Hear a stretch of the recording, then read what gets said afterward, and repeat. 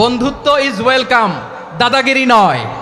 ভারত যদি বন্ধুত্ব দেখায় বন্ধুত্ব পাবে, কিন্তু ভারত যদি বাংলাদেশে আধিপত্যবাদ বিস্তার করতে চায়, বাংলাদেশের 18 কোটি জনগণ সেটা রুখে দেবে।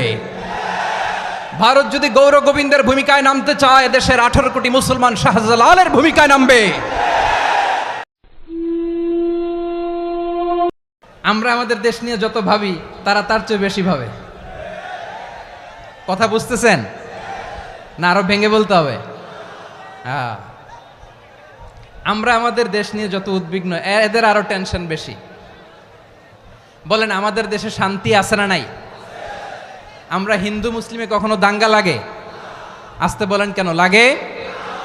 ওদের পূজা পার্বণে আমাদের মাদ্রাসার ছেলেরা যে পাহারা দেয়, চিল্লায় বলেন ঠিক কিনা? আমাদের তাফসির মাহফিলের সময় ওরা ডিস্টার্ব করে, ঢোল বাজায় না। ওদের পূজা পার্বণের সময় আমাদের তাফসির মাহফিলের ডেট হলে আমরা চেঞ্জ করে দেই।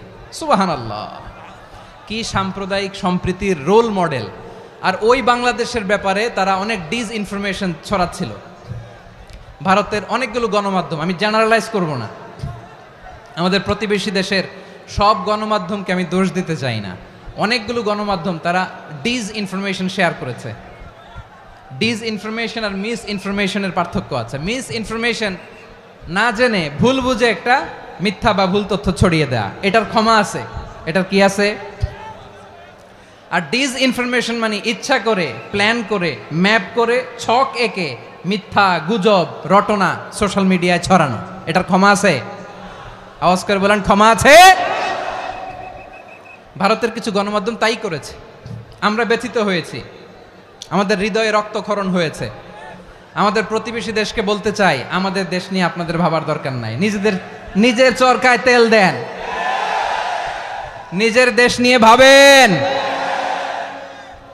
গত মাসের ভয়েস অফ আমেরিকার রিপোর্ট, বাংলাদেশে সংখ্যালঘু জনগোষ্ঠী আগের চেয়ে বেশি নিরাপত্তা পাচ্ছে। Report voice of America, Muslim report নাকি?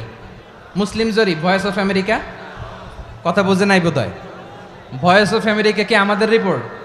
না, ভয়েস অফ আমেরিকার জরিপ, বাংলাদেশের সংখ্যালঘু জনগোষ্ঠী আগের চেয়ে ভালো নিরাপত্তা পাচ্ছে। শুধু এখানেই শেষ না, মাইক্রোসফটের একটা জরিপ শোনাই আপনাদেরকে। তারা সারা পৃথিবীতে গুজব, ভুয়া আর মিথ্যা নিউজ ছড়ানোতে কোন দেশ সেরা একটা রিপোর্ট করেছে। এর মধ্যে 1 নম্বরে এসেছে ভারতের নাম। মাইক্রোসফট তো মুসলমানরা চালায় না?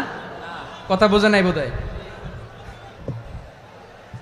প্রতিবেশী দেশকে বলবো, আপনারা নিজের চরকায় তেল দেন, আপনারাও শান্তিতে থাকেন, আমাদেরকেও শান্তিতে থাকতে দেন। সব চেঞ্জ করা যায়, প্রতিবেশী চেঞ্জ করা যায় না। আমাদের ল্যান্ড তাদের ল্যান্ড, পাশাপাশি। আমরা চাই তারাও সুখে থাক, আমরাও সুখে থাকি, ঠিক কিনা? কিন্তু প্রতিবেশী হলে বন্ধুত্বপূর্ণ আচরণ করতে হয়। প্রতিবেশী যদি বন্ধু না হয়ে প্রভু হতে চায়, এরকম দানব প্রতিবেশী কেউ চায় না।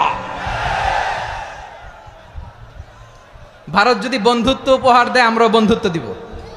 কি বলেন? তারা যদি বন্ধু সুলভ আচরণ করে, আমরাও বন্ধুত্ব উপহার দেব। কারণ আমাদের পররাষ্ট্র নীতি হচ্ছে সবার সাথে বন্ধুত্ব, কারোর সাথে বৈরিতা নয়। আলহামদুলিল্লাহ বলেন, কত চমৎকার পলিসি আমাদের। আমরা নির্বিবাদী, আমরা বাংলাদেশিরা শান্তিকামী। We are proud of that. এজন্য আমরা গর্ববোধ করি। আমাদের পররাষ্ট্র নীতি সবার সাথে বন্ধুত্ব, কারোর সাথে শত্রুতা নয়। তাই প্রতিবেশী দেশকে বলবো, আমার ভাইয়েরা, আপনারাও আমাদের ভাই, বন্ধুত্ব দিলে বন্ধুত্ব পাবেন। বন্ধুত্ব ইজ ওয়েলকাম, দাদাগিরি নয়। বন্ধুত্ব ওয়েলকাম, দাদাগিরি নয়। Loud and clear. ভারত যদি বন্ধুত্ব দেখায় বন্ধুত্ব পাবে, কিন্তু ভারত যদি বাংলাদেশে আধিপত্যবাদ বিস্তার করতে চায়, বাংলাদেশের 18 কোটি জনগণ সেটা রুখে দেবে। ভারত যদি গৌর গোবিন্দের ভূমিকায় নামতে চায়, দেশের 18 কোটি মুসলমান শাহজালালের ভূমিকায় নামবে।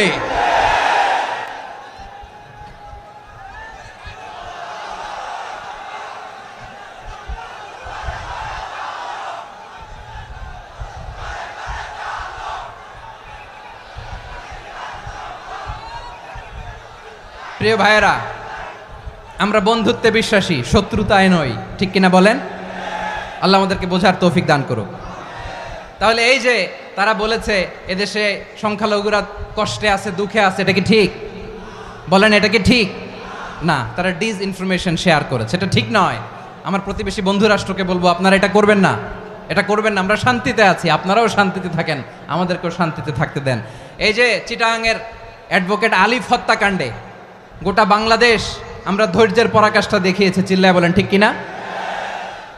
আমাদের নেতা আমাদেরকে ডেকেছে, আমরা শান্ত থেকেছি। আমরা শান্ত থাকতে চাই, আমরা ঐক্যবদ্ধ থাকতে চাই। যে কোনো ষড়যন্ত্র রুখে দেওয়ার জন্য ঐক্যবদ্ধ প্রচেষ্টার কোনো বিকল্প নাই।